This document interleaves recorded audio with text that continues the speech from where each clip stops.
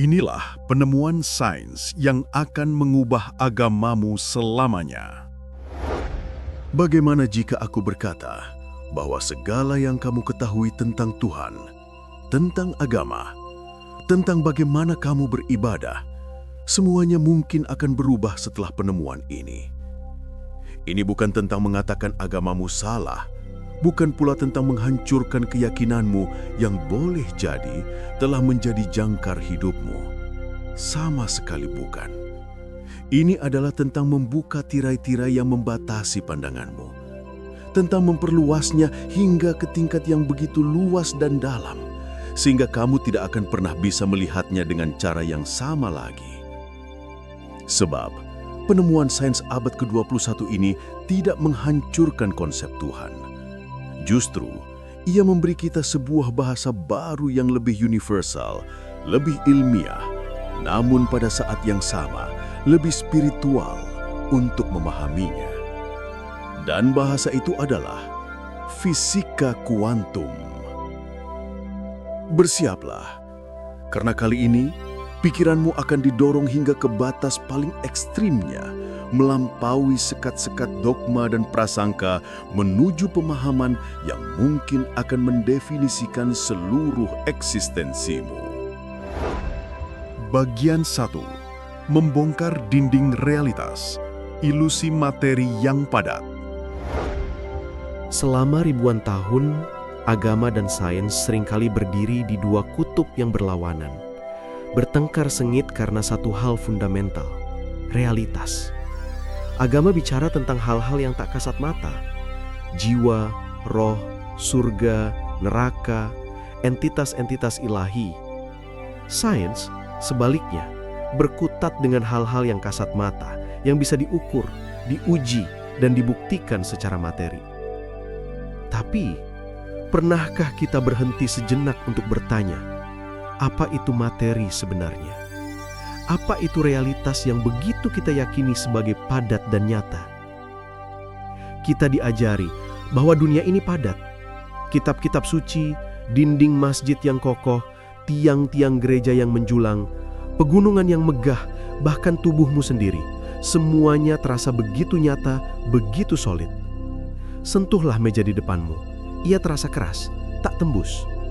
Ini adalah fondasi dari pemahaman kita tentang dunia. Namun, mari kita bongkar ilusi ini bersama, menyingkap lapis demi lapis hingga mencapai inti kebenarannya. Ketika para ilmuwan memberanikan diri menyelam ke dalam struktur paling dasar dari materi, jauh melampaui apa yang bisa dilihat mata telanjang ke dalam dimensi atomik dan subatomik, apa yang mereka temukan sungguh mengejutkan. Mereka tidak menemukan bola-bola kecil yang padat sebagaimana model atom klasik yang mungkin pernah kita pelajari di sekolah.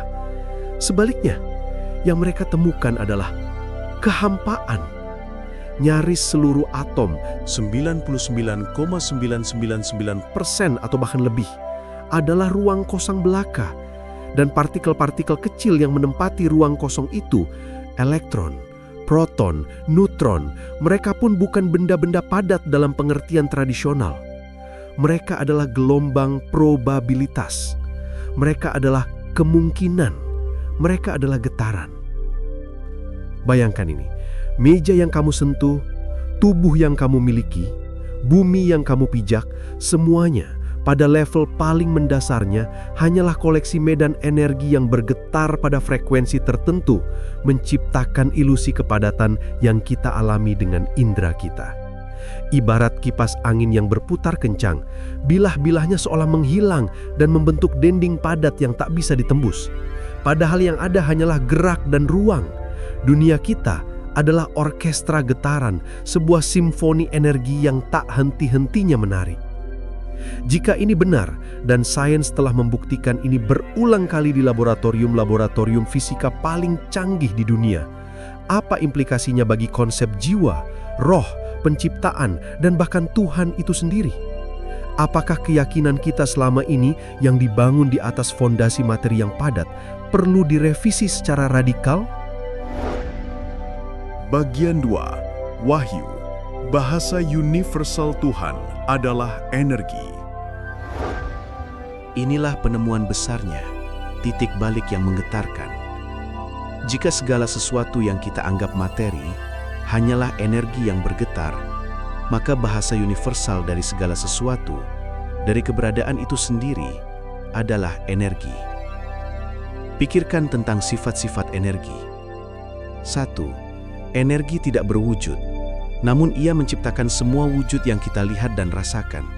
Dari bintang-bintang yang menyala hingga bunga yang mekar, semuanya adalah manifestasi energi dalam berbagai bentuk.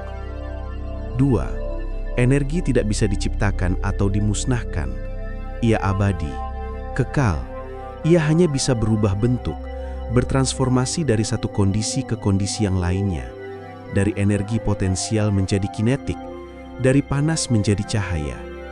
Hukum kekekalan energi adalah salah satu pilar utama fisika, dan inilah titik temu yang menggetarkan, jembatan yang menghubungkan alam sains paling canggih dengan kearifan spiritual kuno.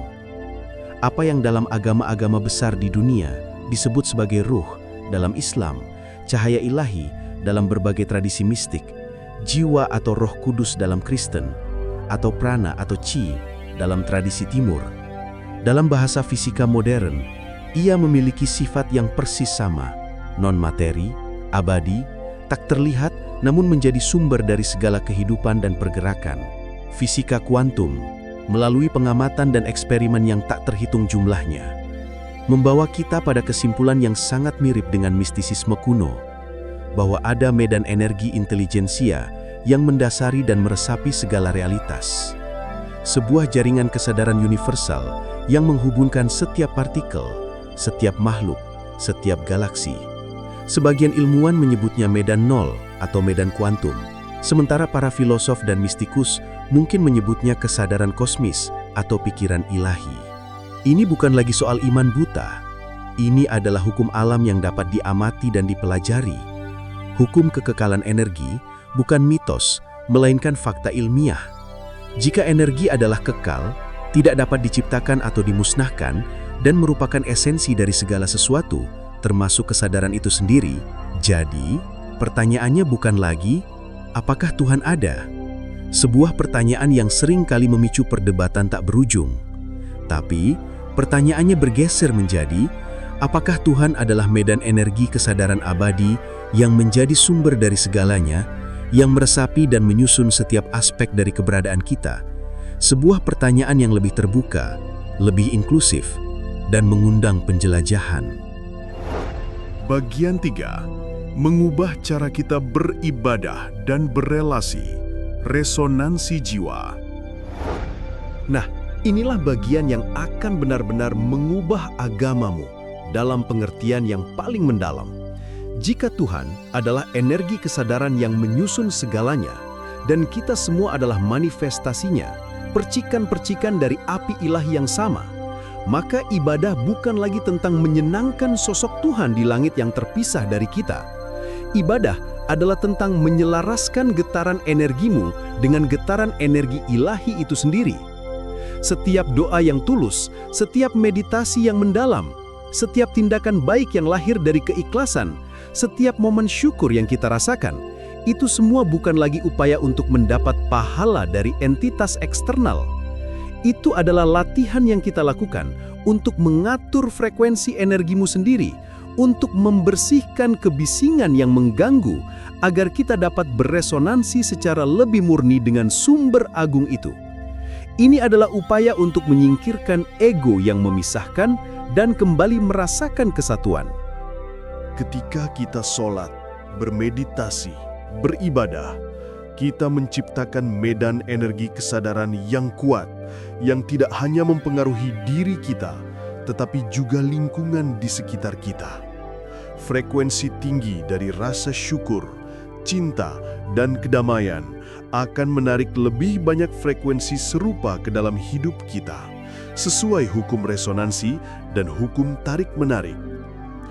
Dan jika kita semua terbuat dari energi yang sama, jika di inti terdalam kita adalah manifestasi dari satu kesadaran ilahi yang sama, maka memisahkan diri berdasarkan label agama, Muslim, Kristen, Hindu, Buddha, Ateis adalah seperti sepotong gelombang laut yang membenci gelombang laut lainnya hanya karena bentuknya sedikit berbeda atau karena diberi nama yang berbeda.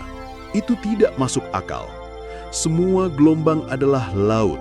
Semua manusia adalah energi ilahi dalam wujud yang berbeda. Titik berat agamamu bergeser secara revolusioner dari fokus pada ritual eksternal yang kaku menuju transformasi internal yang fundamental. Dari rasa takut akan hukuman yang menghantui menuju rasa satu yang mendalam dengan seluruh alam semesta.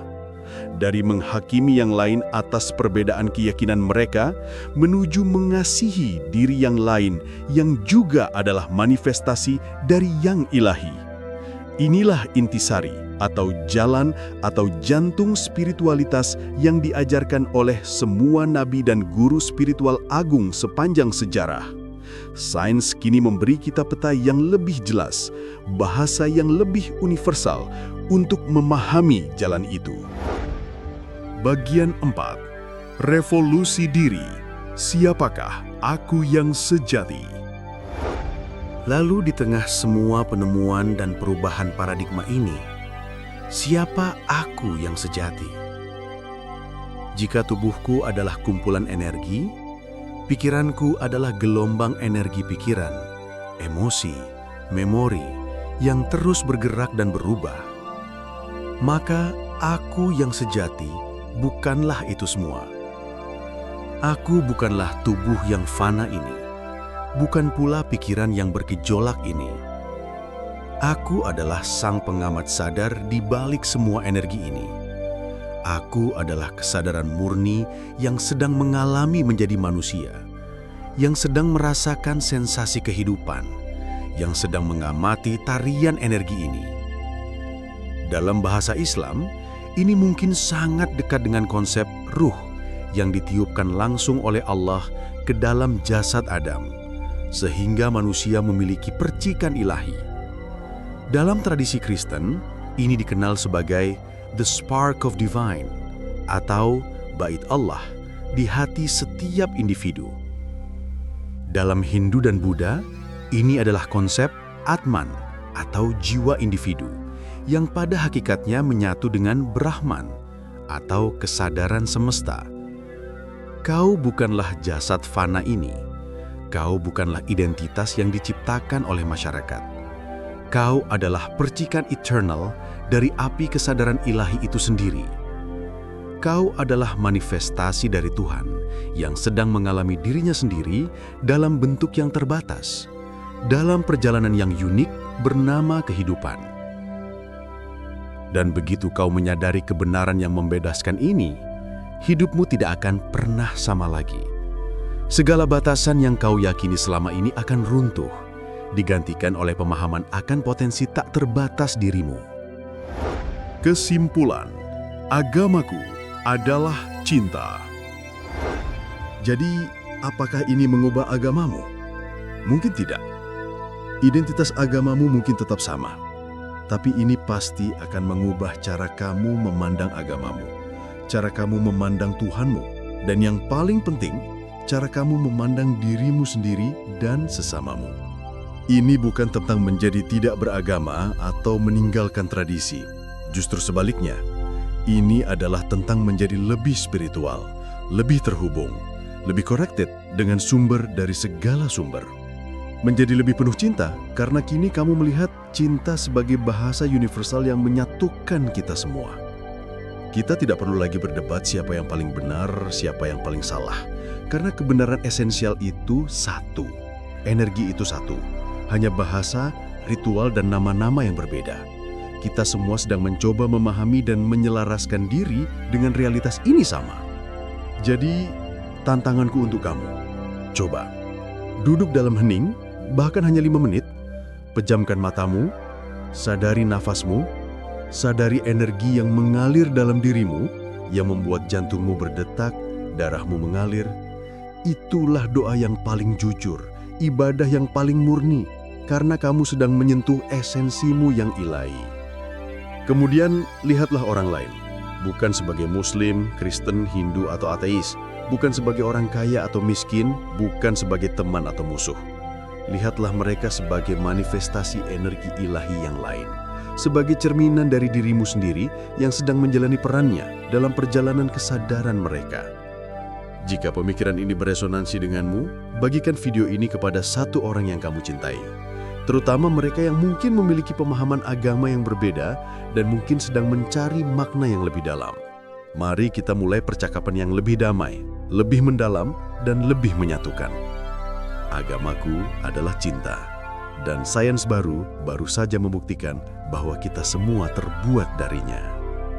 Terima kasih telah menemani di perjalanan pemikiran ini. Sampai jumpa di pemikiran berikutnya.